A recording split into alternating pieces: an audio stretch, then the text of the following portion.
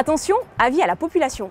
Le scorpion kabyle et mélomane que nous recevons aujourd'hui est d'une humeur radieuse et hautement contagieuse. Si vous prêtez l'oreille comme il se doit, vous reconnaîtrez sa patte experte tapie dans l'ombre au loin, là-bas. Car oui, c'est bien lui qui depuis 30 ans, au gré des ondes, nous fait entendre les voix du monde. Ce dévoreur de romans historiques est la convivialité incarnée. Sauf le matin mal réveillé quand il n'a pas eu son café.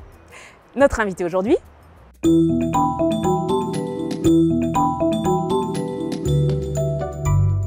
Mon métier consiste donc à aller chercher le son, à accompagner des journalistes sur le terrain. Aucun jour ne ressemble à l'autre.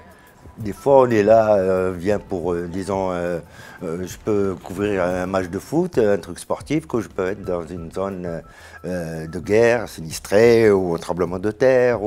C'est jamais la même chose. Je pars en général en mission à l'étranger, à peu près 4 à 5 mois par an. Je suis arrivé à RFI en 1985, plus de 30 ans maintenant. Quand j'étais à la faculté, j'avais formé un groupe de musique qui s'appelait Volubilis. Et c'est là vraiment où j'ai appris les bases de la technique.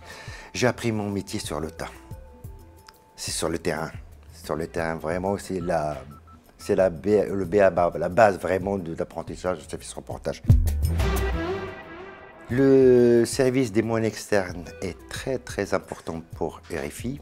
Pour la simple raison que RFI, c'est une radio vivante, c'est une radio de proximité, de terrain. Donc le reportage, il faut aller sur place.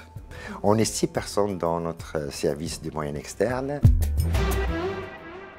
Les compétences, être compétent techniquement, être disponible. Parce que des fois, tu arrives le matin et tu te trouves dans l'après-midi dans un avion pour aller couvrir un événement qui vient de s'éclater, d'arriver. Et il faut savoir s'adapter. Il faut surtout aussi avoir du sang-froid.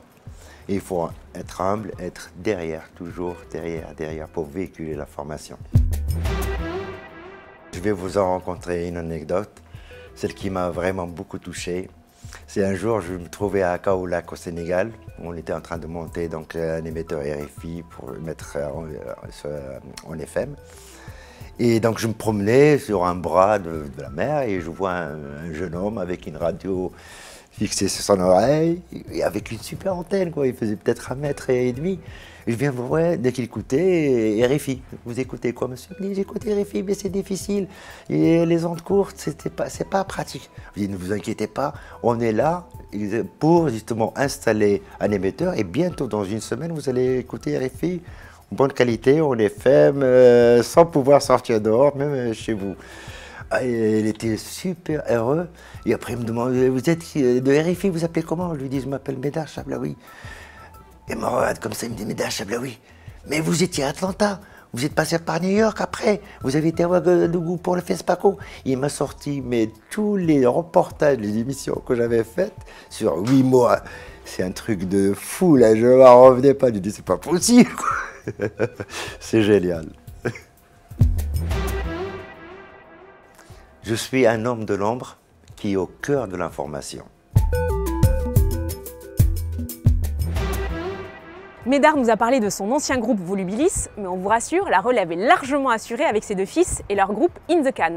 Retrouvez toute leur actualité sur leur page Facebook. Et bien sûr, pour écouter toutes nos émissions RFI, rendez-vous sur rfi.fr, nos applications mobiles et nos réseaux sociaux.